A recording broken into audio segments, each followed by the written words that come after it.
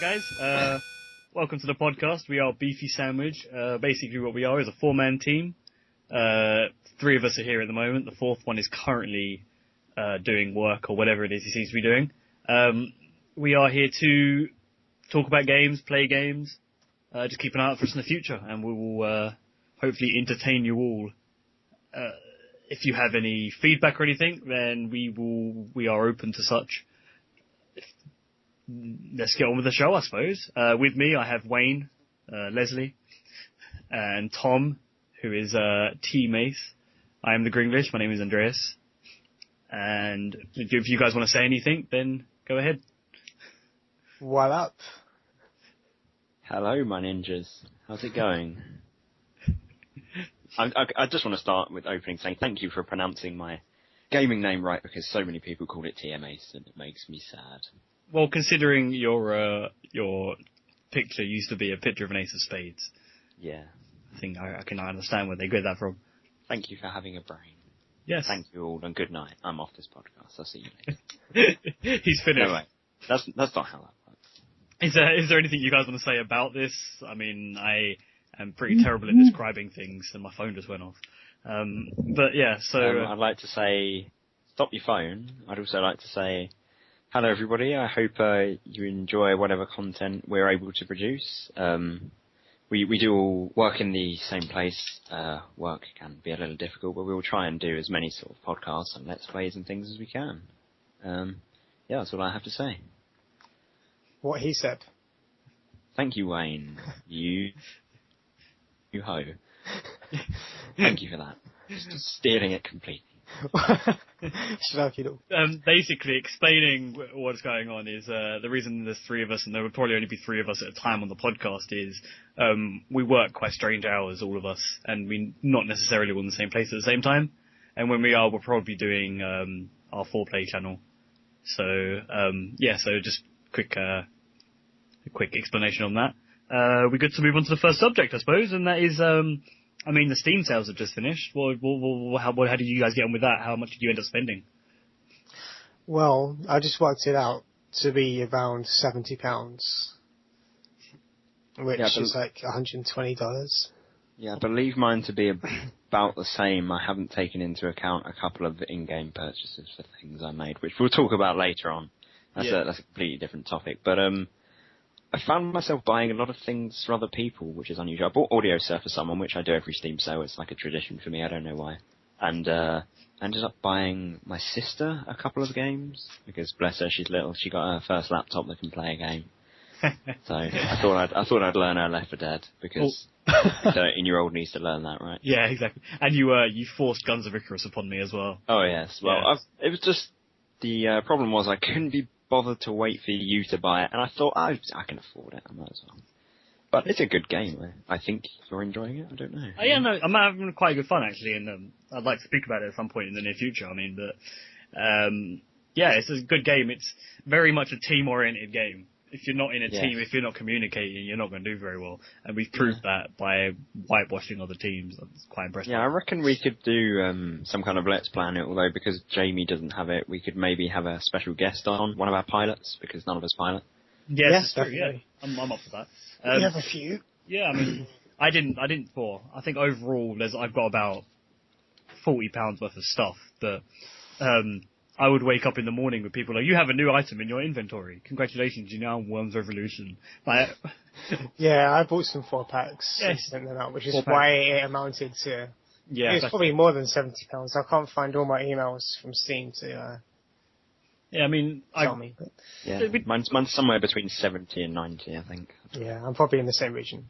I was quite restrained as it goes. Last Steam sale, I ended up spending 90 quid on 2 packs. I ended up buying the Square Enix pack and then the Valve pack as well. Wow. But I bought the Square Enix pack last year. Yeah, we both bought at the same time, I think, didn't we? Yeah. And, yeah, that was, but I mean, I've been, this year I said I was going to be quite restrained, and I think I did pretty well. Next year, I think is going to be a horrible, horrible time for me. Because I'll be like, I can't immediately think of anything amazing, but... I can imagine next year I'll be like, I didn't spend that much last year, I have more time to indulge this year, and then £110 later be absolutely poor. And then £200 later, and then £300, and then you're bankrupt, and you're exactly. decided that starting from like March of next year, I'm going to be saving up for the Steam Summer Sale. Can stop putting money in your Saving Steam, up specifically. There's so much more that I wanted, but I had to restrain myself. Like, the only things I really bought were multiplayer games that we could all sit down and play. But I wanted to buy all of the Skyrim stuff. That was going to cost me about £30. I wanted to buy a bunch of mods for other games that I'm playing. If I bought everything I wanted, I would have been well into £300. Yeah, it does tend to happen. Yeah, so of the Square Enix set you bought last year, Wayne, how much have you actually played in the last year that you've had it? Not much. Yeah. I think I played Dungeon Siege 3 like once. We played Dungeon Disappointing Siege amount, 3. probably. Yeah. Witcher isn't even, I don't even know why I was going to say Witcher, that isn't Square Enix. No. I played Thief, that was alright. I quite liked Thief, but I'm guessing at the time it was a very groundbreaking game, but now it just seems like you can play that in pretty much any other game that you have. Yeah, like, you've got to sort of put yourself back a few years if you want to enjoy the game properly. Oh no, I still enjoyed the game, but it was just I reckon that if I would have been more in awe of it basically if I'd have bought it back in the day. Oh, Kane and Lynch, I played those. I played 1 and 2 of that. There's a few games that I played. Hitman, I played some of those, but I didn't complete them. Slightly going back to the groundbreaking for the time thing, I'm probably going to experience a similar thing because in these Steam sales, because it was just dirt cheap, I bought System Shock 2, which, I've played the BioShock series, love those, and they were spiritual successors to this in a way, so I bought this, but I haven't played any yet, and I'm getting the feeling that it's going to be one of those games where I'm like, man, this is really good, it's a shame it's kind of old in a few weird ways and looks like crap. But, I haven't actually got a chance to get into it or play any of it at all, but I'm going to try and go into it with an open mind rather than everybody going, this is amazing, and I play it and it's like, oh, this is alright. Yeah, I've managed to try and stay away from a Hyper System Shock because I'm going to put this out there on the first podcast and get a lot of hate for this. But I'm not a big fan of the BioShock games. I wasn't a massive fan of those. So you're not alone there. Yeah, it's just like I don't feel that. I think maybe they were too slow on the start. Sorry, and it seems that I just couldn't get into them. The amount I played.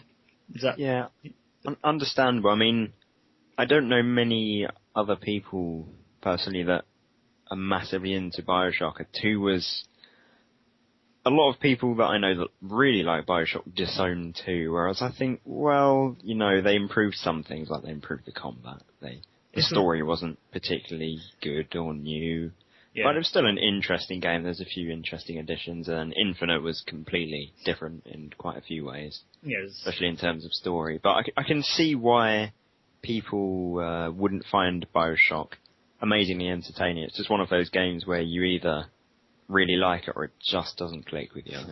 Yeah, it's a Marmite game, pretty much.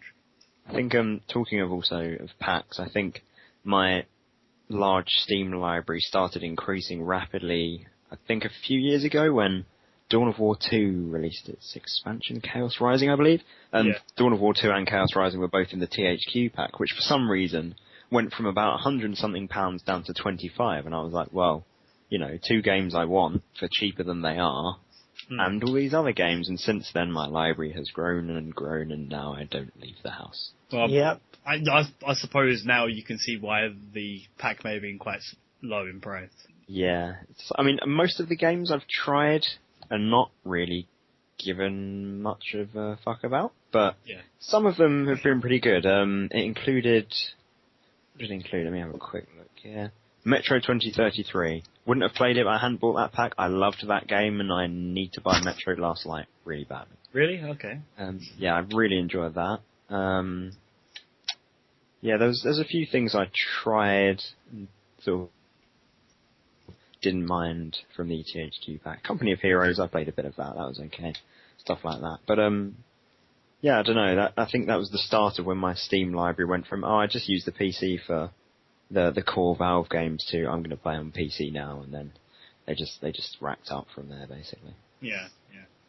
Every couple of months, the Star Wars bundle comes up on Steam, and every couple of months I'm so tempted to buy that for like 3 games. but it's like 30 games, and it's like close to 30 to 40 pounds or something. Yeah, I'm going to cave in one of these days. But I'm only which ever gonna games play, is like, it, out of interest? KOTOR 1 and 2, they were brilliant games. Yeah. They've only just come out on Steam. It hasn't always been those. Oh, wow. Force Unleashed wasn't too bad. And then there's a bunch of older games from the Star Wars generation that I haven't really heard of that I've played. Oh. And they're good games. I've always nostalgia, because when I was a kid, that's like pretty much what I played. Yeah, fair enough. I mean, definitely when you get it, I recommend, I say when, because you're going to get it eventually. Yes. I recommend Jedi Academy. I haven't played the earlier ones, just Jedi Knight, Jedi Academy, but that was a great game, and I still go back and play it occasionally. The multiplayers. Well, until The Force Unleashed came out, I'd say it was probably the best like lightsaber combat game. It was. I've played it. It's a great game. It's great. The thing is with sales... Even now I'd say it's like... Sorry, go on. That's what I was saying. The thing is with the sales, though, do you reckon, like... Who do you reckon makes the money? Because they don't make very much money out of it, though. I mean, it's like £20 for 20-odd games. I suppose the Steam can do that because all they're giving away is the keys, but do they keep all the money, or do the distributors get a little bit of the money? I don't understand what's going on with that. I mean, I've always wondered sort of what that is. Yeah. I'm not certain. They'd obviously have to make a deal with the distributor in the first place, because if they didn't make a deal, I don't know how it works, but let's just say Steam kept like 20% of the money. If they sold 20 games, like an 80% discount rate, they're going to be making a loss unless they have a deal with the distributor in the first place. It's these bundles that are released, they always have games that you've never even heard of, because they're in the bundle because they're not selling, and it's just a way to... Yeah. The way it doesn't hurt. Like, if someone comes across this game and they like it, then it's going to do the distributor good. Yeah. Yeah. That's what I was thinking. Do you reckon Steam, the money they make from their own sort of in-house games, like the Valve Pack, basically, do you reckon they use that money to then fund, they give money to the companies, the actual publishers themselves, to say, like, we want to put this on sale. If we give you this much money, then can we put them on sale? Yeah, possibly. Or maybe it will be that they will always take a percentage or something, and they can reduce that when things are on sale and say, there you go, developers have all the money because we can't hold all our money, we've got way too much, you have it. I don't know. Like, I've always wondered when a game is being published and distributed via Steam, is it part of like the contract or whatever it would be that it can be put on sale by Steam, or when it comes around to Steam sales, like a few months beforehand, do they start contacting people going, can we put this in this pack, can we sell this at this price? Because, I don't know, like, one game that's actually now coming up on my Steam homepage, which has just reminded me, was Deadpool, which is pretty new, and based on a recommendation from a friend, I was thinking of picking up. And it wasn't on sale at all until one day it was suddenly on flash sale. Not cheap enough to make me want to buy it, but it just sort of suddenly popped up, so I wondered if, because it was new, maybe they had to have a very long conversation about it and be like, well, it's kind of new, we don't want it to be any cheaper, because it's not a full price game anyway, and that sort of thing. They went down to like £19 though, didn't it? Yeah, it was like £20, something like that. Yeah, so I mean, it's only a £10 markdown, and so I'd guess that Activision would probably see quite a high percentage of that. Yeah, I'd think so. The way I think about it is that, because if you go into, like, I went into a shop and bought Dark Souls Prepare to Die. It was £29.99, no, £35 in fact, and it came with extra things because it was a physical copy. But it's still, it costs more than the Steam version. But does Steam see any of that because I'm buying the physical copy, or do Steam, because you have to use Steam to play it? I don't know. I don't think so. I'd like to see the release from, see how Steam split their profits basically from games. From what I'm aware, if you buy a game from a store, like the hard copy, or you buy it from like the developer's website, the developers see all the money. Other than the developers see all the money. Because I was reading about a game that was in beta. Yeah. I can't remember what it was called, but it's a brilliant game. I'll bring that up again another time. but I have to remember the name. But like on the website, it had different ways to buy it. You could buy it through from Get Go Games or something. Never heard of it. You could buy it off of Steam for £14, or you could buy it off of the website for £14. And it added a disclaimer saying if you bought it from them, they would see all the money and they'd give you a Steam key. Or if you bought it from Steam, they would only see like 70% of the money, but and it would still be on Steam. So basically it was saying you can either give us 70% and give Steam 30%, or you can give us 100%. Either way, you can still run your game on Steam. It's completely up to you. Yeah. So in that sort of situation, obviously, like, if it was an indie company, so I'd be more willing to give 100% of the funds towards them because they're not very big. Yeah. If it was a corporation, I'd be more willing to buy it off of Steam so that Steam are seeing some of the money, because this corporation is part of the reason this corporation is doing so well is because of Steam. And now you can say that again with the indie companies. The only reason they're even known half the time is because Steam or Xbox Live Marketplace or PSN are making them so known. Yeah, exactly. Like Steam Greenlight, like we can vote for games to be put onto Steam. Yeah, but in my eyes, the Steam is making so much money off of these corporations and making these corporations so much richer in the first place that I'd rather these indie companies who make some really great games, like Penny Arcade, for example, one of the best games I've ever played. I'd rather see them get the extra funding to improve on their games even further, instead of giving like a small portion of money to Steam for it. Yeah. Yeah. Yeah, I mean, I think a lot of the time why people would buy... I mean, it's a fairly recent trend that they say we will give you a Steam key with it, because people buy it for the convenience of... I mean, I've done it personally where I've just, it will be in my Steam library. I don't have to add it as a non-Steam game. I don't have to mess around getting the overlay to work. My friends can see me playing it. They might want to play it with me, whatever, that sort of thing. Yeah. But yeah, I kind of feel bad now because on the Steam sale I bought the Starforge Alpha, and I bought it through Steam, not on the dev website. But I'm not sure if it went on sale on the dev website. I have noticed on the Reddit, the subreddit for gaming deals, a lot of gaming deals alongside the Steam sale posts have been, this developer is offering this game at the same price as Steam and with a Steam key, but on their own site, or they're matching it, or offering DRM free.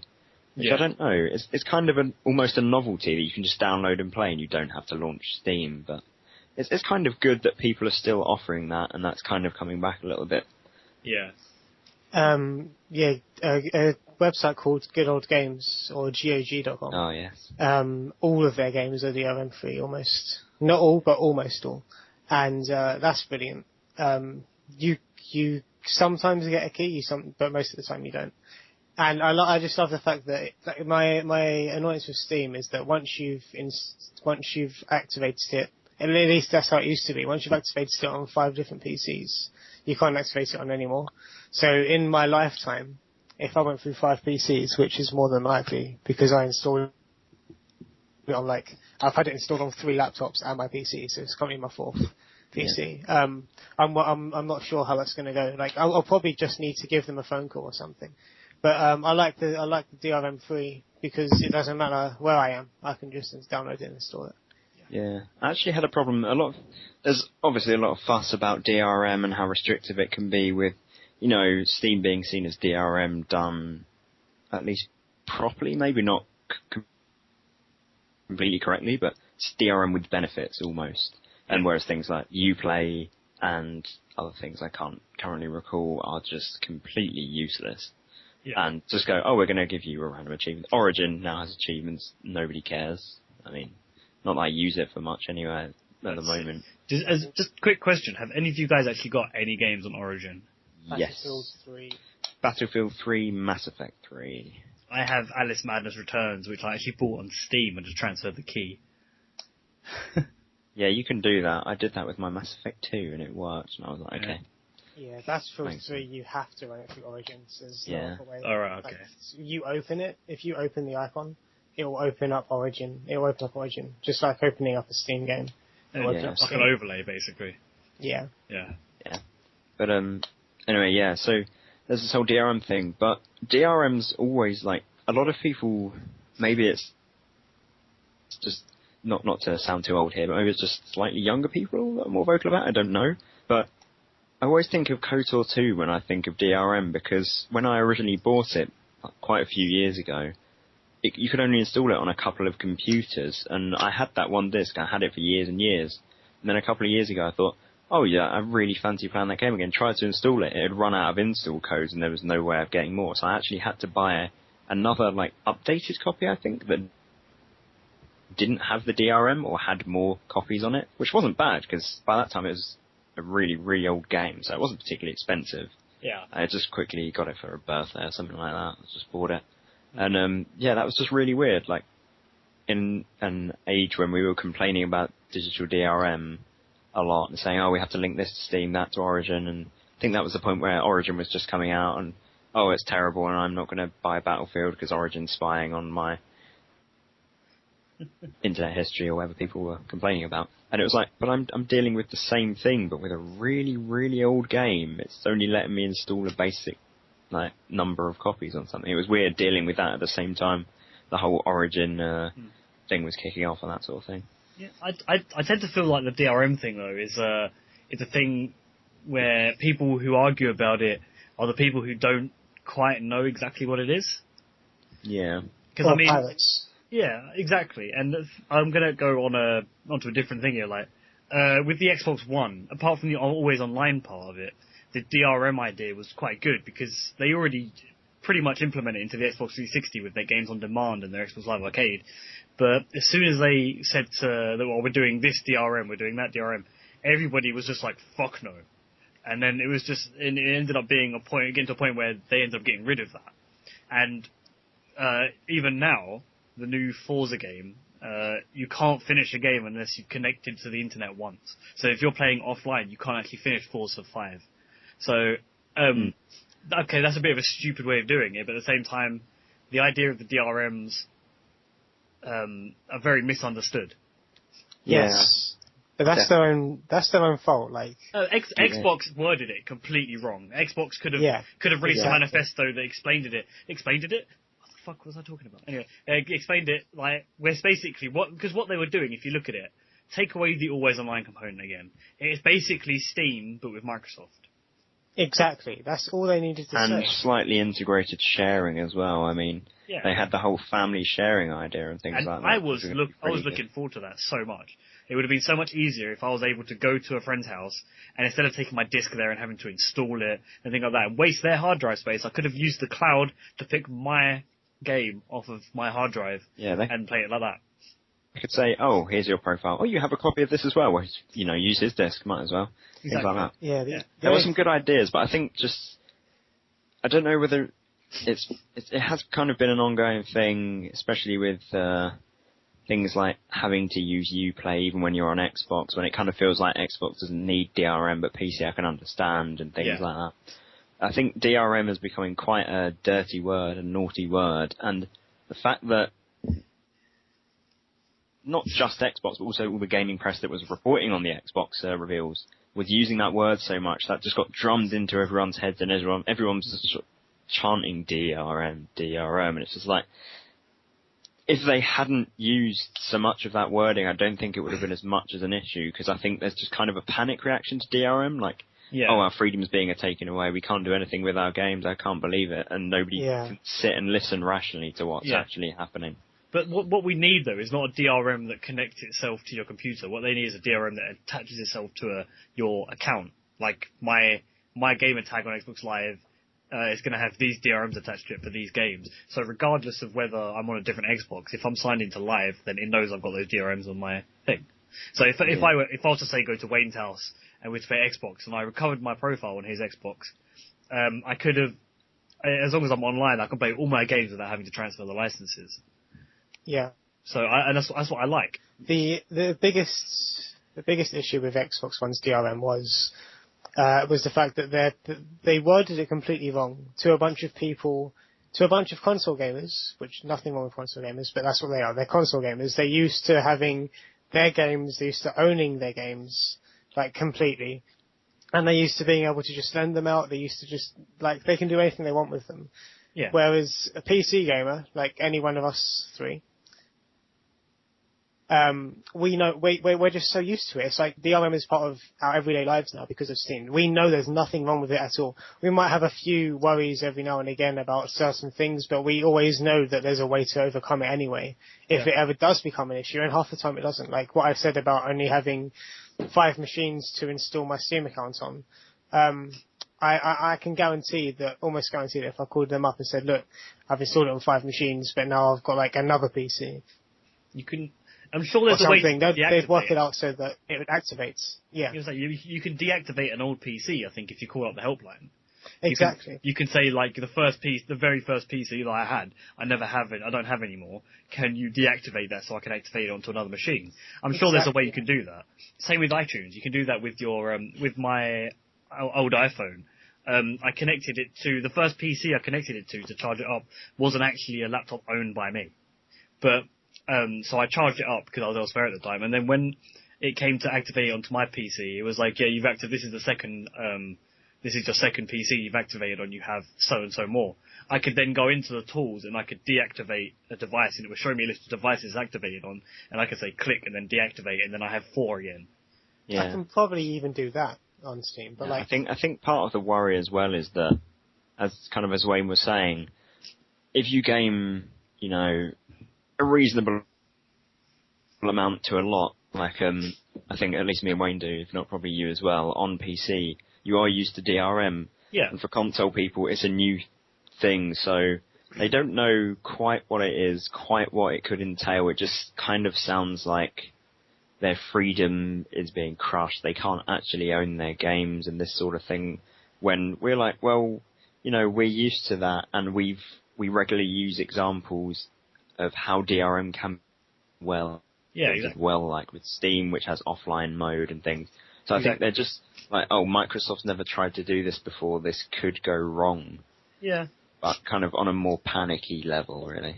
Their consumers already have their consumers have their own idea of what DRM is. Yeah. Whether it's good or bad, they have their own idea.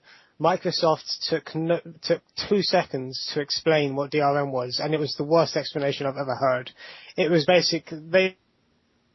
they said, yeah, all of our games are going to have DRM. That it means that you're never going to own your game. You can't let your friend borrow a game unless you're not playing it. Like, it's all licensed. They explained too much about the negative points. They didn't. I mean, exactly. Yes. Again, like Xbox already has some of the stuff that, obviously, because it's not purely built for gaming necessarily, a PC doesn't have. Like PC, you have to download something to communicate with your friends and download something to share stuff about games or download games. Whereas on Xbox, you've already got the voice chatting that you do with Skype or Raid Call, TeamSpeak, and things like that. So they've got a lot of implemented things that they don't realise. If you think really far back to when Steam was kicking off, Steam didn't have the community stuff. It didn't have giant summer sales with voting systems. It didn't have trading cards. It didn't have the community thing where you can say, oh, I can't believe my friend's played such and such amount of this game this week. Man, he's really getting ahead of me. I need to catch up and that sort of thing. Like, that's come slowly over the years, and, the in-game browser and really useful stuff like that. And, recently with the guides and things that people can publish. Yeah. Whereas Xbox comes with that. You could flick over to a bit of the dashboard and it would be, oh, here's the latest official Xbox guide for, this level of Left 4 Dead 2. Whereas on a PC, like, that's only just coming in now. So they kind of, in some ways, the consoles were ahead of, or at least on parallel with maybe what PC games were doing. So we're like, wow, we can do friends list and voice chatting and things now with Steam. And they're like, oh, we have DRM now. Oh, it's going to crush us. And it's like, well, we have that as part of our DRM. That can all come in one positive package, really. Yeah, but the thing is I've noticed is that with PC gaming, DRM has come in a lot earlier than this. And to be honest, the DRM that's on the Xbox is a lot more negative than the one that's meant to be coming on with the Xbox One. And that is online passes. Yeah. If you have an online pass, if you don't have an online pass, if you buy a used game, they take away part of the game from you. Yeah, that is, I don't know. Maybe another time we'll talk about the whole used game thing, because I think we've got a lot of other stuff we'd rather talk about, and I'd rather think about it a bit more. But all I'd say is the problem is with used games. If it wasn't for them, there's a lot of new games I wouldn't have bought from publishers and given them a lot of money for them brand new because, you know, you play something halfway through a series, you go back and rebuy all of them. You buy the next 2 that come out, you buy all the sequels, that sort of thing. Yeah. So, like, I think definitely, though, online passes are a bit of a problem, but I think that's more to do with the whole, like, developers are annoyed about used games thing. Yeah. The thing is with used games, though, is also just quickly before we finish on that, is that used games there is always good points and bad points. The good points is it's cheaper for us, and the game companies still make money, but the actual distributors stuff, they get nothing from that. That's their way of getting the extra little bit of money. The best use I've seen of something like that is with the original Dragon Age game on the Xbox 360. Is if you bought it brand new, you actually got extra missions and an extra summon, but you don't get it if you don't buy the game new. Yeah, and the extra missions aren't anything that are game breaking. It's nothing to do with the main story. It's just some extra side missions. And you get some stuff. And it's just but like it's nothing that's going to completely ruin the game for someone who doesn't have it. It's just like, if you want this, it's almost like a vanity thing, except it's a bit of extra content. It's not like you're getting anything that is giantly amazing. It's just an incentive to buy it brand new. Yeah, I can understand that. I mean, like, it's not so much here in the UK, but I know especially in America they do it a lot more, where different retailers have different pre-order bonuses, so you choose which retailer based on which one has bonuses, or maybe you just choose the retailer you like and go with that bonus. But it's usually just like vanity items or a different skin for your weapon and different, you know, an extra multiplayer skin and maybe an extra map a bit early or an extra map or something like that. Yeah, So that copy of Halo that I got I ordered it online and it came with a new helmet and a weapon skin. Yeah, things like that. It's like, that's not too bad, but because, you know, sometimes you can buy that as DLC later on, so you'll buy a used game and be like, oh, okay, well, it won't actually come with the code for this bonus thing. Oh, I can buy it as DLC, which, again, as I haven't been playing much console gaming for the last couple of years, especially, like, I never really bought much DLC, and I don't know whether you can do this as much on Xbox, but to use a random example, the game Warhammer 40,000 Space Marine, they had a bunch of weird pre-order skin bonuses and things, and then eventually, a few months to a year after, on Steam, you could buy those all anyway for like 50p. So it's like, you missed out on it, you know. If you're still playing this game, which unfortunately a lot of people weren't and probably aren't at the moment, you know, you can buy, you know, a golden hammer, a golden bolt gun, whatever, for your character, because, you know, it's been enough time where, you know, where nobody else can really access it, so, you know, you might buy this in the Steam sale, here you go, buy some cosmetics for it as well.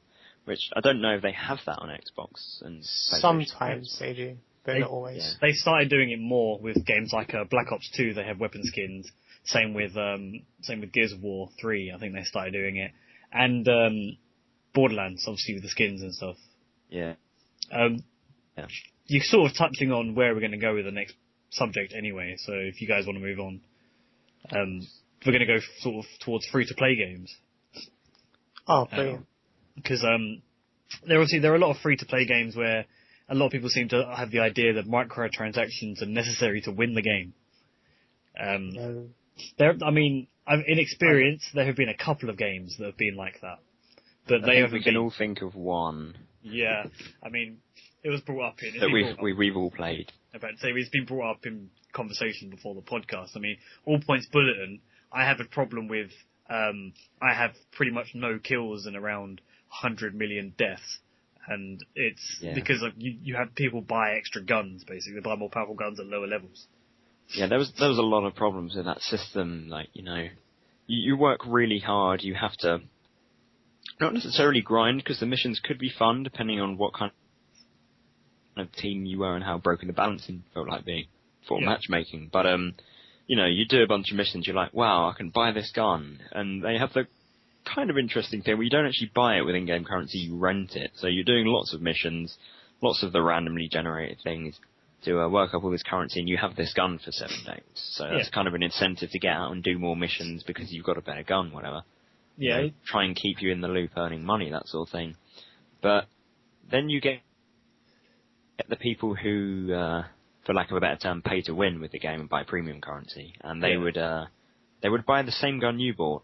They would own it forever on their account. I don't think you can transfer it to a new account if they got banned for hacking, which I'm sure plenty of people did. Yeah. And they'd own that forever, not just 7 days, so they've always got that slight edge over your default weapons. It's also going to have better stats, like longer range, bigger clip, whatever like that. And if your team of people came against a similar level of people, got chucked into a mission together, except they've got paid for guns in that game, that was just a death sentence. Even if one of them has it, because everyone else can die and lose all their lives, that one person will be able to sit down the road about as far as the draw distance goes and snipe each and every one of you, because there was just a really bad balance between the people who wanted to pay a bit more and the people who were just like, no, I'm going to enjoy the game a bit more, work a bit harder, rent the guns from the game as such. But I think that may be a problem with the whole PvP thing, because that game is pretty much all PvP, whereas some other stuff that we'll talk about in a minute, it's more focused on just attacking AI and things like that. Well, say with APB, my first experience with it was I got called into a mission where it was, the way they do it is if there's a person with a higher level, they'll send maybe 5 people after them. So I had one guy who was pretty high level, and they sent me and about 5 or 6 other people against him, and none of us could even touch him because he had one weapon that he was standing on the bridge. We could only see his head, but he was taking us all out one by one without even a moment's hesitation. Yeah. So, it seems like a bit of a broken time. I'm not going to say it's like a PvP thing, because I've played free-to-play games or games where you have to buy the game cheap, but it's still free-to-play, because it's APB is an MMO. And, I've played MMOs where, well, basically any game like that is an MMO, where, you might have to buy the disc and install it, and then it's free-to-play, or you just download it as free-to-play, that have PvP or are very focused upon PvP. And, the premium currency is, it's either all vanity, which I'm fine with, because these games are free to play and the producers need to make some money. When you feel when you've got the money to support them, if you like the game, go ahead. But as far as in-game stuff that wasn't vanity items go, it'd be things like you'd have extra storage space, or one game I played, the way the PvP works was you had to unlock skills through PvPing more often. Now you could buy some bundles. I think it came to £40, and you'd unlock every skill in PvP straight away, and you'd have it forever. Or you could just play through PvP. It would take a little while. It'd be a bit of a grind, and you could unlock all the skills that way. Now that's something that a lot of console games do as well. It's basically like a shortcut. And that sort of thing is fine. So I don't think it's like a PvP thing, because otherwise every PvP game would be doing it. Yeah, I think just with that game though, the problem was because it was so PvP focused that the way they implemented the premium currency, that it wasn't just vanity. It was, you can have a faster car, so the police can't catch you, and you can have a better gun, so you can blow the police cars up in 5 seconds, and that sort of thing. That's just the producer being dicky. Yeah, that was. I'm not saying it's just because of the PvP, but PvP nature of the game definitely made it a lot worse than it would be. Mm-hmm. I mean, I don't know if either of you two will have heard of it, not to be a hipster douchebag or anything, but there's I believe the developers are Russian or something like that. I'm sorry if you're listening, developers, you may not be from Russia, I can't remember. There's a sort of flight sim type game based around World War II called War Thunder that I've been playing for a little while now with some friends. And apart from certain slightly overpowered planes, which you can buy with premium currency, I kind of like how the currency is implemented, because it's, again, more shortcuts. You can buy premium currency to convert the XP you get to get a bit more XP per match. If you're, say, somebody who, doesn't want to buy a currency or doesn't want to buy something else. And also, you can use the currency to say sort of, well, I really need some in-game money. I'm working quite a lot this week. I'm not going to have time to play this game much. I'll use it to buy some in-game money. But I think that was a better example of how a PvP thing can be implemented well, because it doesn't necessarily give a direct advantage to someone unless they go for the admittedly really expensive, like, fancy planes that you could buy, and then again they were still relatively balanced. But I know it seemed more useful if you can take a shortcut rather than just outright giving someone an advantage, because if you do that, like with APB, just take away all sense of balance, and especially if you're free to play, you're going to get a lot of people quitting the game because of the spread, and nobody's going to play your game at the end of the day. If you're going to go for a pay to win game, then people are just gonna stop playing it. Like, APB was a brilliant game. I loved that game. I played it for like the space of a week, and then I got so tired of the pay to win that I just stopped. If there was no pay to win, I might still be playing that game on and off now, and I played it like a couple of years ago. I mean, it's just a bad way to go about it. Yeah, I've reconsidered picking it up, but between their hacker problem, which I know they did fix a lot of, but it's mainly the fact that you see the enemy team, you're like, oh, I've been killed by someone, they've got their silly little death song that they've made up, whatever, and then you look at their weapon loadout and the gun that killed you, and it's gold, the picture is gold, and you're like, no, I'm just going to quit the mission, I'll just leave it, I just won't play for a couple of days, this is going to happen a lot. Yeah, I think, to be honest, that was one of the first big free-to-play games that didn't go very well, because I remember APB, the servers were shut down for a while. Yeah, they originally shut down, then got bought out and/or restarted by a different team who were actually going to bother with it, because I remember my friend was on the original, like, closed betas and stuff, and they've changed quite a lot. From what I remember, the game started up as one company, but the game failed and it was shut down after 60-odd days, and the company went bankrupt. And then it was bought out by another company who then re-released it as a free-to-play with pretty much no security or anything, and a load of people were hacking it. All the people were free to pay. They re-released the original APB as Reloaded, and then, ever since then they've had hacker problems up and out the anus. Because pretty much. Even if we went on now, there was performance issues with that game as well. Like it took up a lot more system resources and stuff than it should have, because it didn't look amazing. I know it had to render a lot of different things, but I would have thought that would be more server-sized. I don't know, but that didn't run amazingly as it should have done on the PC I was playing on at the time. So that's another thing that kind of put me off. There's just no need to go pay to win. Like, if you have microtransactions, I'm not against microtransactions whatsoever with free-to-play games, or even games that you've paid for, as long as it's not paid to win. If you pay to take a shortcut, that's cool, because you're not being given something that you can't get if you just grind a little bit or play the game. Or even vanity. A lot of games go for vanity, like customization options and things like that. And it's brilliant. And they're still making a lot of money. They're like League of Legends, just because everybody knows what that game is. Even if you haven't played it, you've heard of it. They have IP, which is in-game currency, and RP, which is you buy currency. And now the RP, you can do things like level faster or get more IP, which is the in-game currency, through wins and stuff, like, because you get IP through, like, when you finish a game. You can boost how much IP you'll get. And then their RP, every champion they have can be bought with both RP and IP. The RP will be cheaper than your IP, so that it might be 450 RP, 3150 IP. And then all the things that you can only buy with actual money are things like costumes, fantasy stuff.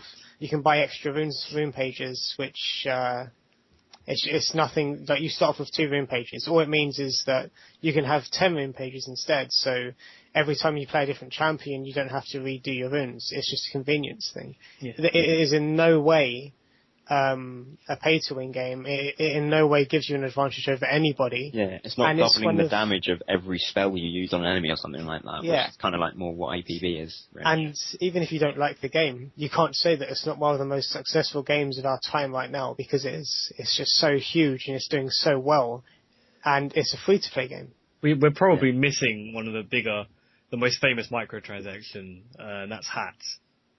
Oh yes, hats, of course. In Team Fortress. Because, Team Fortress, not only can you buy the hats, once you're done with them, if you don't want anymore, you can trade them off. So it's a case of you can make a little bit of money back from them. So yeah, the amount of random like Brazilian people that add me on Steam, when I randomly change my Steam profile to say, oh, by the way, I'm selling this Santa hat from TF2. That's a really original thing because I had TF2 when the Orange Box came out and such, and I've got all these original weapons, and people are like, oh, can I buy this? I'll trade you this thing, and I've never understood any of the TF2 trading or the Dota 2 trading, whatever, so yeah. they're like, oh, I'll give you these many crate keys and these Manco crates for this, or do you want this game? And I was like, I don't know, I can't attach any value to this because I don't personally play much TF2, but I deliberately don't sell them because I know people want them. I can't help but do that, but it's just like, oh, you want this really just pointless little hat thing? No, I want it now. That's the thing that bothers me a little bit is, with microtransactions, among other things, is that, like, can you justify paying money for a virtual object? Like, hats and stuff in TF2, people are willing to pay you, give you games just for one of those hats because they're limited edition. And all it is for one game. I mean, if you're not playing that game, they will trade possibly, you know, a good few hours to what could span a few days, weeks, whatever, of entertainment for you for one small little hat that goes on one class in one game that they play. Exactly. I mean, with Borderlands, same with Borderlands. I spent maybe £1 during the Steam summer sales with extra costumes for my character, and it was good while it lasted. But I've already changed most of it. Yeah. So I only paid 25p for it, but at the same time, that's like, you know, I paid 25p and I got an hour, 2 hours of a decent entertainment from it, you know. But otherwise, so if someone was to offer me a game for something like that, I don't know if I'd be able to accept it because, you know, it's not a real thing. Why would you waste real money on a virtual thing? Well, it's something that they want. Like, the reason that I do microtransactions personally is because I want to support the developer. I've never been in a position where I can trade something for like a game, like with Team Fortress. I've never really played it. But like someone was saying, this hat, they wanted this hat and they was willing to trade pretty much anything.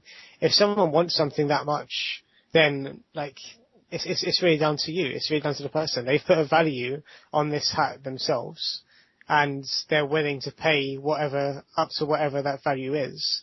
So like, it's just down to the person, really.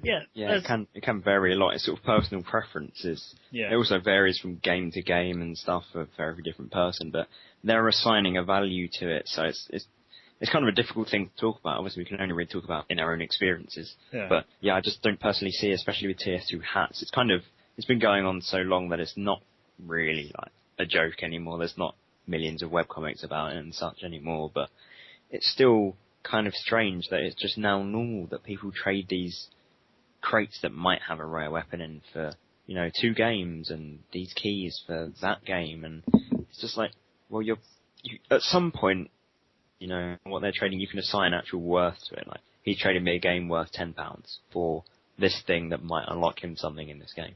Yeah. Which, I don't know, it seems, depending on what they're offering, it can seem more reasonable. Like, oh, he's trading me something he bought in the Steam sales for 99p for this thing. Okay, yeah, fair enough, you know. Yeah. I'll swap that. I don't even need this item. But when people start, you know, oh, I'll buy you this entire bundle on Steam if you sell me this hat, it gets a bit strange. Yeah, I think, to be honest, But I think if you don't think about it too much, and yeah, sorry, as you say. I was gonna say, like, I think that if it was something menial, like if someone was like, I'll swap you this hat for this hat, or I'll swap you this in-game weapon for your in-game hat. So it's all cosmetic things, that's fine. But like, if someone was to say to me, I'll pay you £15 and I'll give you this game for that hat that was rare, that's rare because it was a limited edition one from 2 years ago. It's still a virtual item and they're still giving you something that you're probably going to get more use out of. Yeah, but that's just, it's what they want. It's what they want to do. Yeah. It's the same as a microtransaction, except instead of everything going to the developer, it's going to you. See, yeah, that's the thing though with those microtransactions is that money's going to the publisher. So you're technically continually supporting that publisher. That's something. What you're getting out of this is more of you're getting your own gain out of this. It's like the whole idea with Steam trading cards. It's a thing with I've sold 6 cards online and I've made £1.05, but I feel like I've sort of cheated people out of money for virtual entities. Yeah, well, at the end of the day, it's their fault, I guess. Yeah, Yeah. we never asked them to buy it. Like, they're buying it because they want to. They want to spend their money on these virtual items. It's just become a worldwide acceptable thing to do. Like, no one's forcing anybody to do it. There's a lot of people that I know that wouldn't spend money on virtual items. Yeah. But there's a lot of people that will. It's just an opinion-based thing. It's not something that anyone's going to understand if they can't understand it. It's just some people like to do it, some people don't. Yes. Yeah, I think we should talk a bit about the Steam trading cards, because for me, I didn't get the beta invite or wherever it was. I hadn't really paid attention to it. That came out of nowhere in the sale. I tried reading the FAQ. Maybe I've developed some kind of weird attention deficit disorder for long pages about Steam collectibles. I don't know. I tried reading it. I was just like, I don't understand any of this. What are these cards? What is their value? And then there's the whole, there's a big sell button. It's like, okay, I'll make, I think I made probably less than £1, like 80p in total selling cards that I'd got, 20 of because we kept playing the same games that we just bought in the Steam sales and things like that. Yeah. It seems like they're very... Yeah, that kind of snuck off on me, the trading cards. Yeah, but when I was in the beta, I did the beta, I think, about 2 weeks before it came out, widespread. And there was only like 6 games for it, and I only played one of them, and I got a card.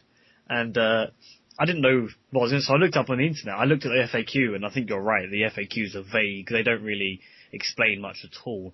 But with I looked up on the FAQs, and I was looking at it, and it talks about the drops and things like that, and then it says that some cards are going online for as much as like £2-3 at a time.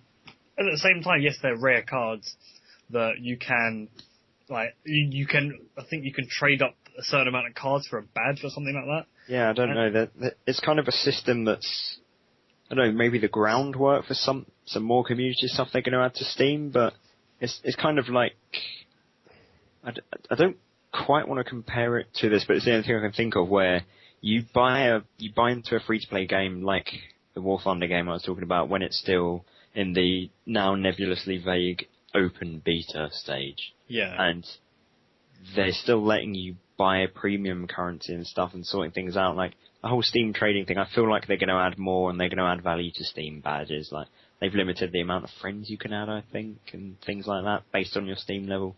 So it's kind of like the groundwork for something, but people are still buying the cards even though they don't quite know where it's going, which is, I mean, great if you want to sell some cards. I know I don't really need them. I'm probably going to sell most of mine at some point. Yeah. But it's kind of like everybody's buying up all these cards, and that's going to become part of the TF2 Dota random trading thing that Steam seems to encourage. And as far as I know, nobody really knows where Steam's going with that. So it's kind of odd watching everybody get in a fuss about some virtual trading cards. It's like it's still in beta. It's an open beta now instead of a closed beta. Yeah. They definitely need a TLDR version of the FAQ as well, because I could not be fucked to sit there for half an hour. Yeah, that FAQ was not only a little bit too long, it felt. It also didn't really explain anything objectively. It chucks you right in, assumes you know what the drops mean and what this mean, and then you have to click this page to explain this thing, then you have to go back to what you were reading. You're like, oh, well, I know what this word that's used 100 times means. Wait, what does that one mean? Now I have to click and read that help page. And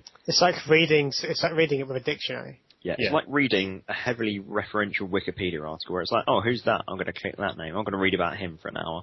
Oh, who's that in the next sentence? Now I'm back on the original. Like, oh, I'm going to read about him for half an hour and that kind of thing. It's like, it kind of just went all over the place like a giant web of trading card mystery that I couldn't be bothered to understand. We need the Scooby-Doo crew on it.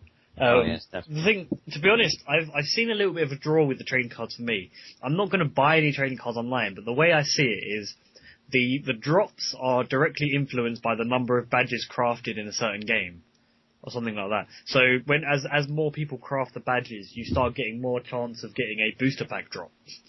And then from there, people get more badges, that sort of thing. So I'm willing to sell the extras of my cards, because then I'll get more drops, and then I'll get the cards, and eventually I'll be able to make the badges and then up the chances for myself. Yeah, I can see that sort of, especially with some of the community unlocks Steam have introduced recently, where if a certain amount of people pre-order a game, the community unlocks more pre-order bonuses to the point where, oh, you've bought BioShock Infinite, great, you pre-ordered it, so you can get TF2 items, which, if you're into that, you can sell those for probably quite a lot, or, some Dota items, whatever.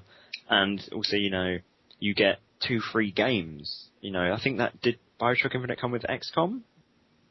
Not Enemy Unknown, did it?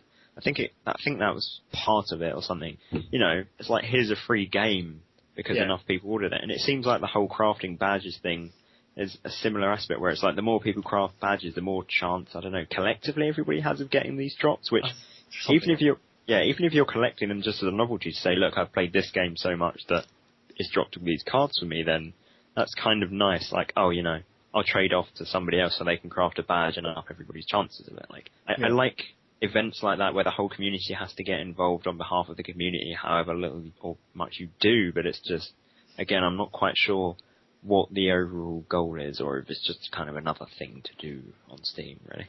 Yeah, it's strange. It's very much I'd like to see if it is the smaller part of the bigger picture, because if it is, then eventually I reckon it will be like, if you get a certain amount of badges, you get this badge, they'll award you with things. Like the more badges you get, then they'll give you a TF2 hat or something like that. Or even down to a point where if you get the more uncommon badges, and then they'll give you maybe £5 Steam wallet because you've spent the time to get these cards together. And like kind of a random award of like, you've crafted this much for this game. If it's got in-game marketplace or transactions, you get a certain amount off that for a couple of days, or your next purchase, or you get 5% off your next purchase on Steam, including pre-orders, which could be good because you'll be like, I've been wanting this game and it's pre-ordering on Steam and I can get a bit of money off, so that's nice because it's going to be expensive, it's a new game, that kind of thing. But that would be nice to see that implemented. I'm assuming they're looking to do something like that, but I'm not sure. It'd be strange. It'd be good to know if they were with Steam. If they were more open about what they did, if they had the openness maybe of what Microsoft did with the Xbox, but with less of a crap, then maybe we'd actually have we'd be a lot more open to buy into what they're saying. Yeah, if they laid out their game plan, but obviously as Steam tends to do, ran it through their PR department properly first. Yeah. Then everybody would be kind of like, I can get on board with cards, but at the moment I'm just, I'm not too fussed about it. I mean, I have one of the foil cards, which, similar to getting a shiny Pokemon card or whatever, when you're a kid, it's a bit rarer, and for a laugh, I thought, this sells for like £1, 2 pence or something during the sales when they were actually dropping as such. As I was telling you two earlier before we started recording this, I checked and it's actually gone up about 10-15p in value because they're not dropping anymore from the thing. So, it's kind of funny watching this little virtual card that I have 2 or 3 normal copies of anyway get a bit more value because people are like, we can't really get this anymore. I mean, I'll just quickly check right now, yeah. I mean, it dipped down for a little bit. It's at the moment worth about £1.63, and when I got it, it was worth about £1. That's just a little virtual trading card I could get, if another Steam sale popped up or something, I could probably get, Binding of Isaac, which is always about 99p. I could get a whole game before selling a little trading card. So, which is kind of neat, because if you're not going to use it, you get a little bit of money off your next purchase and somebody gets the card they want, which is an okay, trade-off, I think. I think, to be honest, what we've got to think about is virtual trading cards, are they any worse than actual trading cards? I would really say so. The only difference is you don't have a physical card in your hand, which, a lot of people agonise over physical copies of games, whereas as much as I do randomly when a new game comes out, I sometimes buy the disc copy just because I like having it sometimes. Yeah. At the end of the day, they are essentially the same principle. It's just with Steam, you're unlocking it a different way. Like, you can unlock them by playing the game, but also buying games and stuff like that. Because I know every time during the summer sale, there was a little progress bar saying you have to spend this many US dollars, You're going to jump up over into the next one, so we were going to randomly give you a card towards all this stuff. And, you've played the game for about half an hour or so, here's a couple of random cards and things like that. Which is, again, another neat thing that makes me think they're going to go further with this, because they've integrated it into just buying stuff. Here's a reward for buying stuff. They're kind of making everything as positive as possible. Yeah. But then, the flip side of that is, I was talking to someone else, like just a random friend, and he was annoyed that you got cards by spending money because he was pissed off that he was spending money just to get some cards. Well, that's kind of his fault that he was spending money to get cards, but I mean, I can see how that could be annoying. Like, people that have the money to spend in the Steam sales and are buying a lot of things, Yeah. you know, are getting the more cards and more chance of getting a card that they can sell for a couple of quid and get money off games, which is kind of a shame. But then, I've definitely seen probably, if this summer event had happened a couple of years ago when I didn't have a job as I do now for the first time during a Steam summer sale, I wouldn't have bought nearly as much and had nearly as many cards, I don't think. I think my rare card may have dropped from a purchasing drop, as it were, rather than playing a game, because I don't have Prison Architect, which is the card it's for. Yeah. But, yeah, I mean, I definitely would have seen a lot less cards that I could sell to get money off, because I wouldn't be spending money. I guess it comes down to the fact that then this stream, it's like a digital version of having normal trading cards. Yeah. Yeah. I don't have a problem with it personally, because if you're gonna, I would have spent the money I spent in this Steam sale, regardless of the cards. Yeah, I definitely would have. I just saved about, 50p on a couple of games because of the card, which, Exactly. so I'm okay with it. Yeah, I'm good. The way I see it is that the people who already have the cards, it's pretty much a win-win situation. Yeah. Because you're selling the cards that you, like I have, all the cards I have, if I got doubles, I just sell the double.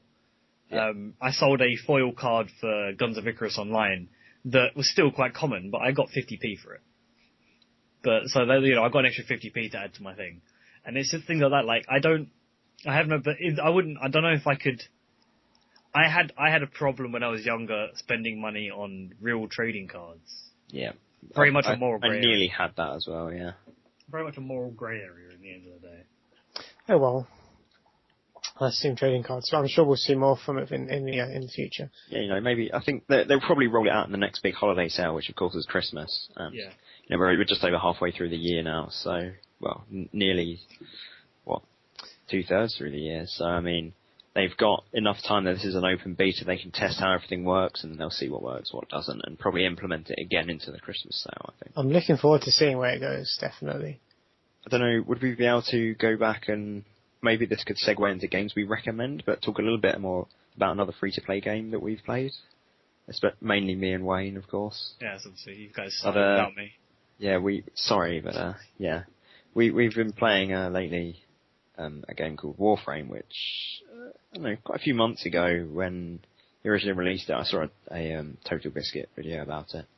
I'm assuming people listening to this are probably gonna, at least have heard the name. There's a gaming podcast, people.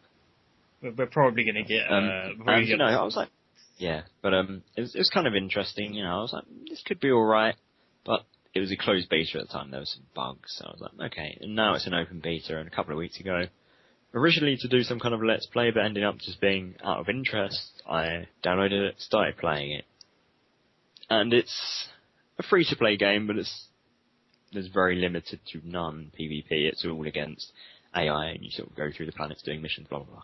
And I especially like how, apart from a couple of vanity items, there's not even that many, really. Just the way premium currency was implemented, it is essentially all shortcuts, I'm going to try and explain this in a way that you don't have to edit half of it out, because I'm taking too long. But the way you can unlock a Warframe is one of two ways. The first way is you go into the game, you buy some premium currency. You say, I want that Warframe. The premium currency, I can't compare it to many games. It is quite expensive, but you can get a login reward that can reduce it to up to 50% off, which is what made me want to buy some in the first place. I got that. But anyway, you can either buy it with premium currency, say, buy enough to get a weapon or two and a Warframe, which are these sort of unlockable suits that have different abilities and, change the way you play a level, and I'm going to do this boss, I'm going to unlock this healer Warframe because we keep dying, that sort of thing. And you can buy it like that, or you can go in game, you can get resources for each sort of mission you do. There's random chances to drop certain amounts of resources. There's all different resources depending on which planet, which is kind of like, levels, and then there's missions within that. And so you gather the resources. Also, each boss will drop blueprints for a certain Warframe. You need 3 blueprints, which is the blueprint for the chassis, for the Warframe systems, and the helmet. I don't know why it's the helmet. I don't know. I assume it's because each helmet's fairly individual. It kind of helps distinguish the Warframes. And then once you've got the resources and those boss drops, you craft those individual items, which have kind of a cooldown period. So it's playing like a crafting period, which you can rush with premium currency again, so it's just another shortcut. It's not directly buying something, so you can kind of earn it, but then rush it, which is quite good as well. I thought it's kind of a midway. Then using in-game credits, which you can buy quite a few weapons and stuff with, you buy the blueprint for the weapon or the warframe and put that all together, which has one more crafting cooldown. And with weapons, you just gather the resources, use in-game currency to buy the weapon and craft it, wait for the cooldown, or rush it. Which, I know, just generally that system I kind of like, because you can still earn things in-game whenever you want. Like, I've used premium currency to buy resources that we needed for a little clan hall we were building that's probably never going to get used, but I didn't feel the need to buy the warframes, because once you do that, it takes a lot of the fun out of, oh, we'll go to this boss again, then we'll get further in the actual missions and do that sort of thing. Like, it was very addictive for the first week when I set myself saying, I'm going to unlock this warframe, I need to do these missions, I'm going to need to stay mainly on these planets because I need to unlock this sort of thing. And it was just like, I don't know, something about it, like the combination of how they'd implemented it and the fact maybe that there wasn't any PvP, so you're not paying to outwit other people. It was just really, really addictive. And I'm like really surprised, because I don't tend to get too addicted to games, especially free-to-play games. I tend to play them for a little bit, realise that maybe the premium balancing's a bit off and quit. But yeah, like, all I can say is I would personally recommend that game for anyone with a lot of spare time and who doesn't want to sleep much for about a week or so until you unlock your first warframe. Do you want to add anything to that, Wayne? I started playing, and then I almost asked to go home early from work so I could go home and play Warframe. So there you have it. That's what I'm adding to that. Yeah, that actually happened, unfortunately. I bumped into Wayne at work. We both at work at the same time. I said, what do you think of Warframe? He said, I'm enjoying it. I really want to, play it a little bit more so I get into it a bit more. And then a few seconds later, I sort of turned around, had a drink of water, turned back, and he was like, I'm actually thinking about playing it right now. And this is a week after he'd been, sort of taking the piss out of me for being massively addicted to it and not sleeping properly before work. So I thought that was kind of good, There's an initial massive addiction period until you realise that, okay, I don't have to grind too much to unlock things again. So. It's a lot of fun. It really is a lot of fun. You get to jump around like a bunch of front-flipping space ninjas, and it's just fun all around. It's like epic parkour meets shooting them up. It's like what Mirror's Edge should have been. Yes. If Mirror's Edge had space ninjas, I might have bought that. You never know, Mirror's Edge 2 is coming out soon. Actually, no, I like Mirror's Edge for what it is. Actually, I quite like Mirror's Edge for what it was. But it's too like, edge, too reflective. It's just great, Warframe. Yeah, buy it. Don't buy it. Download it. It's free to play. Goddamn. When you log in at 1 a.m. every day to get your login reward and sit there waiting, if you get 50% off premium currency, then maybe buy a little bit. Yeah, it's a good game, and I think the developers deserve a bit of money, but I just think they've got a slight, it's the quote-unquote open beat. I think, again, maybe they've got a slight, for me, pricing problem with some of their premium currency, but that's, that could, compare quite well to other free-to-play games, I wouldn't know. The thing is, it's in open beta at the moment. When it goes into full release, will your currency carry over? Yes, everything carries over. You do, which is quite interesting. I doubt anyone will use it. They are going to give you the option to account reset, where I believe it refunds. It wipes your account, but I was reading this the other night. I didn't read it properly. There's something about, but it refunds all the in-game currency and all premium currency that you've spent on things, so you can wipe everything away and have fun starting again, but have the option to buy it all back. I'm not quite sure how that's going to work, but it's nice that they're giving you the option. Yeah. If you're someone that can afford to and just plays it as your main form of gaming, you're going to go, yeah, I don't mind dropping more money on this. This is a good game, so you can just reset everything. Which is it's still in open beta, so it could easily be like a thing where the prices of everything could change drastically. I doubt it, because they're not too underbalanced. Like the balance is off a bit with the premium currency, I think, like you were saying. But the in-game currency, it's not. I'm okay with it. It's not too bad. The in-game currency, like with other things, like you were mentioning, League of Legends, you can buy boosters where you, double the amount of in-game credits, which is still useful for a lot of things. Like even crafting things takes extra credits. Fusing mods to upgrade them takes credits. So that can be useful. You can, get an XP booster, so you earn extra bit of XP for everything and things like that, which I think you can buy in 3 and 7 days, which is pretty cool. So it's like, I don't want to drop as much premium currency on this because I'm saving it for X object that I'm going to buy outright. But I'll boost my XP a little bit when I get it for 3 days or something like that, which again is something I kind of like. To compare the economy to the other free-to-play game I was talking about, War Thunder, and if I talk about them both in the same sentence, I will get them mixed up because they both start with war. War Thunder has had some, personally for me, problems since I started playing it. It was not long before a large economy update where all the planes you could buy with in-game currency. I didn't play the game much. I'm not very good at it because of that. I just wasn't very good at it when I started anyway. I couldn't pick it up and play it quite as well as I said, play Warframe. But it was mainly PvP focused, so that's kind of different. Yeah. Anyway, the plane prices suddenly went up massively. They went up from being about 100 grand, which you could get over playing a couple of weeks, to 300 grand, which to me was just, well, no, okay, I don't play this game enough to warrant even bothering trying to save. And then they tried to patch that by, over the summer they had some like mild discounts on the odd plane or two, depending on what country you were flying and such things like that, like which faction. And then they did an economy update, which I thought sounded amazing because it was like, it was saying that we were going to get more for kills, and it made it sound like you're going to earn more money, but when you repair the planes, which costs in-game currency as well, that's going to be a bit more expensive. We're also reducing the price of some planes. They reduced the price of some planes, nothing particularly far down the tree, so you kind of get into it, then still hit a wall just a bit further on in terms of I don't play enough to afford anything, and also the repair costs. As somebody who plays it casually and isn't amazing at that kind of, dogfighting flight game straight off the bat, especially with, the work we do, the strange shifts we can work, and having a lot of games as well, other games to play with other people, I don't have the time to play it enough to then get good enough to be able to get enough in-game currency. I've got a friend who plays an absolute shitload of that game, and he has bought pretty much, I don't think he's used premium currency for anything apart from a bit of XP conversion, whereas I've actually had to buy in-game currency because since the latest economy patch, which I thought would fix my problem, I realised I'm not that good at the game.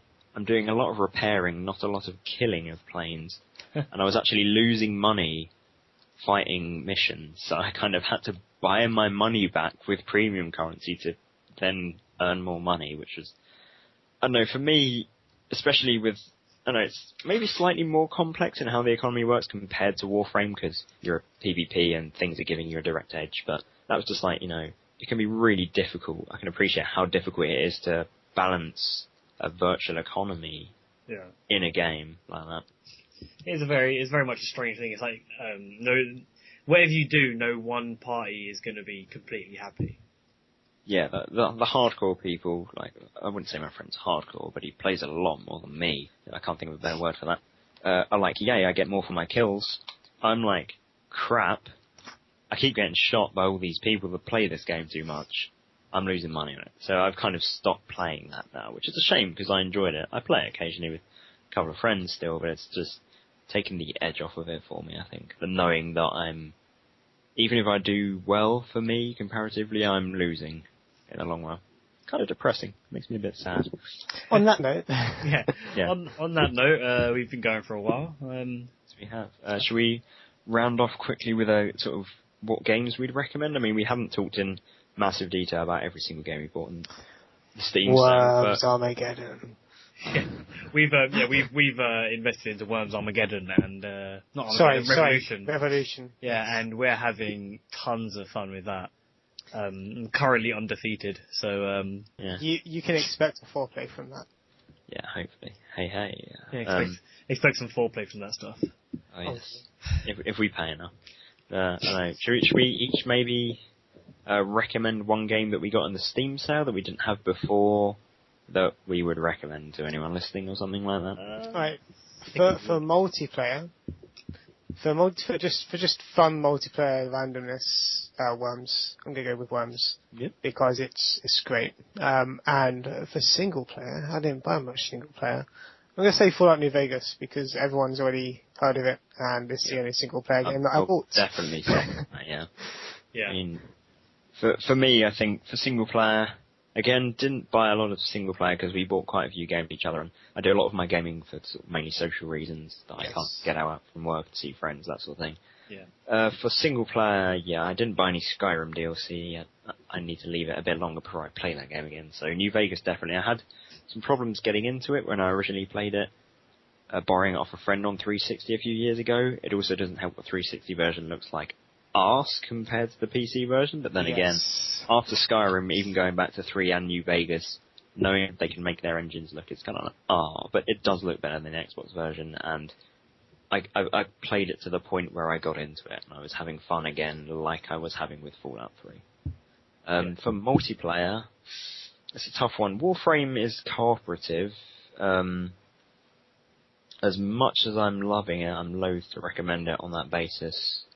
So I think I'm going to go with Guns of Icarus, which bought Andreas a copy in the Steam sales, but I technically bought that a couple of days to a week beforehand. I think a couple of days before it started on Green Man Gaming, which is a great site if you're looking for, random deals all year round. I bought the keys for £1.80 each, which I feel like I feel really bad. I feel like I've robbed everybody in that scenario because it's such a fun game. It is, definitely. Yeah, the basis of it is it's a very team-based game. There'll be a certain amount of air in each team. Steampunk, looking airships. You have different classes like the engineer, the gunner, the captain, and you just kind of, you keep your airship in repair. There's different parts. They're in different places on different airships, depending on which one you pick. Different ones can carry different guns. You can change the loadouts around. You can name your ship ridiculously stupid things, like there's a ship called the Spire, which one regular captains named it the Ire, which looks funny in the lobby because it says the Ire Spire, but then when you get killed in the top left it says kill the Ire, and the joke kind of falls flat. But I mean, it can get frantic depending on whether you're playing the sort of deathmatch mode or the King of the Hill mode. There's another one which is like Crazy Hill or Crazy King of the Hill, where the hill moves, which was amazing to play with. Was it 3v3 or 4v4? 4v4. 4 airships against another 4, all shooting the shit out of each other, then going, we're supposed to be on the other side of the map, and racing across it while shooting at each other still. And you've got 4 people on each ship as well, so it's, exactly. it's great. You've got your ship team, and then you've got your 4-man. You've got the team of the 4 ships, and it's just there's so much team play involved, and it's brilliant. You can have a lot of fun and do well if you're just all on Skype, all talking to each other, and all going, you go repair this, go repair that. You get to yell at each other a lot, and then you don't hate each other afterwards. It's great. It's a lot of good fun. But I mean, I assume you two would back me up on saying it's, a pretty good game, and I just can't believe I got it for £1.80 per key for 5 keys. That's ridiculous. Anyway, Andreas, please recommend us some games. Well, going on your one, a game I bought just before the summer sale, but came quite cheap in the summer sale, was I started playing Retro City Rampage, which is like an old school GTA parody clone type thing. And I quite enjoy the fact that within the first 10 minutes of the game, there was a Sideshow Bob reference, there was a Mario reference, you get Sonic shoes. Just think of that, and it's a good sort of throwback to all the games we used to play when we were younger, and I enjoyed the fact that it's quite a solid game, but then they added all this stuff to it. From what I've read beforehand, it was meant to be a complete clone. It's meant to be GTA 3, but they lost the license to do it, so they ended up just making Retro City Rampage, which is quite interesting. Yeah, I think especially, this would be branching into another topic, but especially with games coming out recently like Deadpool and stuff, parody to the point where the entire game can be very difficult to pull off and can go poorly in some way or another. But I mean, from what you've said and what I've watched since you told me about that game, it sounds like it's a solid game in which the gameplay is also kind of based off nostalgia value of that GTA 3 kind of gameplay. Yeah. But they've also got pop culture references up to your ears. Somebody's going to get enough of them to enjoy them. They're not going to go over and tear that kind of thing. And what about a multiplayer game? To be honest, it's a toss-up between probably the ones we haven't already mentioned. Probably Killing Floor or Payday. Both good cooperative games where you can have a laugh. Well, I'm going to stab you in the face if you don't recommend Killing Floor, so I think you should recommend Killing Floor. Well, I recommend Killing Floor because I value my face. And to be honest, I like the idea with Killing Floor that it's the same sort of thing with Call of Duty Zombies, but with Killing Floor, the thing that makes it stand out from that sort of thing is that the whole game is based around that. The idea of the zombie mode, like, rounds of zombies. And the updates, they're free and they add maps. And the version that when I bought into it, had just come up with this first objective-based map. And I like the idea that, they're not making you pay for all these extra things. As they get these new things, they're giving them to you. And if the things things you buy into is something that we touched upon, which is vanity, gold weapons, new look person. There's no real sort of skills or anything. It's whatever you have is you get because of how you are in game, essentially. Yeah, I mean, every time that game goes on sale, if there's skins that have come out since the new sale, I'll wait till the next sale and buy them all. There's still a few myths. I've just thought, maybe I should tone it down a bit. I have quite a few skins for the game, and lately, unfortunately, I haven't been able to play as much as I like. But I mean, I have a total of 124 hours logged on the thing. I mean, it's one of those games where there's perks, you level them up based on how much time you spend with one perk and how much time you spend playing. So again, it kind of scales to that quite well. There's the welding doors and stuff like that. You get the option to hole up on the map or run around like headless chickens or... Yeah, I like the idea that the whole game is based around that, which means that if somebody works on that, then if they're working on the game, they're working on that aspect, not like a Call of Duty where they've got the base game and they just keep adding new maps and nothing else to it. Yeah. Now, Killing Floor, you've got the welding doors, you've got the different things you can do to protect yourself.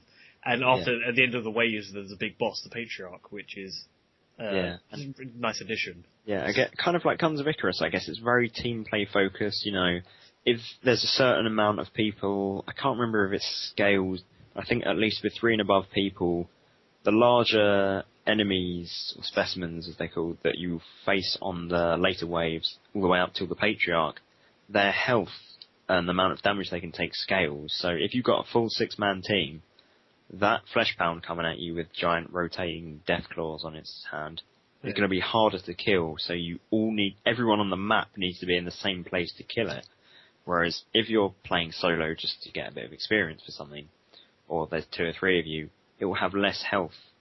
But you still need everybody really on the map to focus on that guy and kill him. And, that really comes out in the boss where you've all got to agree, we're all holding up in this place, we're not leaving until the boss is dead, because otherwise it is just going to destroy us, basically. Yeah. Pretty much. And then with the game, when I bought the complete edition, it came with a mod called Defense Alliance 2, which I haven't played yet, but I will eventually probably mention on the podcast because I'm not entirely sure. From what I played, it was pants, but I mean, feel free to try it, because they could have updated it a lot since. Which game? Killing Floor mod Defense Alliance 2. Oh, that, yeah. Anyway. Yes, so on that note, I'd like to thank you all for listening to the podcast, if you did just skip most of it and go, this is shit, this is shit, this is shit. Yep, hopefully you can edit out all the shit bits. I have faith in you. But yeah, so thanks for listening, guys, and we hope to see you when the first episode comes out, when we eventually get to that point. Hopefully we'll have... I'd like for us all to, at one point, all 4 of us be on just one, so we all can all have like a conversation, so people realise that it's not just 3 people and one of us is throwing our voice. Yeah. There is genuinely 4 of us. And we look forward to all being on at the same time. Yeah, I mean, hopefully, maybe if this can take off, or at least we have enough fun doing it, we can start getting other people we know in, as guests and stuff like that, just to get, maybe different perspectives on different games and stuff. I know plenty of people who don't agree with me eye to eye on every single game that we've both played. Yeah. So yeah, that's good. It'd be good to have extra people on there. Yeah, the thing with when we're all 4 of us are together is most of the time we're probably going to be working on 4 plays. Yeah. But we will definitely do some casts, find an hour or so. Yeah. And maybe one day, if you're lucky and we're famous, we'll do a Google Hangout. Yeah. Oh shit, son. I'd have to recover my Google Plus password. Oh no. Let's not get famous. Let's say, here's a promise. If we get famous, we'll do a Google Hangout. Yes, I'll buy a webcam for it and everything. A Yay. weekly Google Hangout. No, not a weekly, just a Google Hangout. Weekly, don't say the best. Yeah, that's just a Google Hangout if we Right. become famous, which means we'll probably never do a Google Hangout, so we'll be okay. It's all good. That's why it's weekly. It doesn't matter. It's never going to happen. Yeah. Yeah, we'll do one every day. No, we won't. Every single hour we will live broadcast from our respective rooms. Yeah, we'll just live stream from our Us house. sitting there just playing games. Yes. It's gonna be nice. We'll do a giant LAN party with everybody we know, which is just us, and then live stream. Awesome. We'll see where this goes. But yeah, thanks for listening, everybody, and have a good day or night. Auf Wiedersehen. Auf Wiedersehen. Well, no, I guess we'll see you next time. Thank you and good night.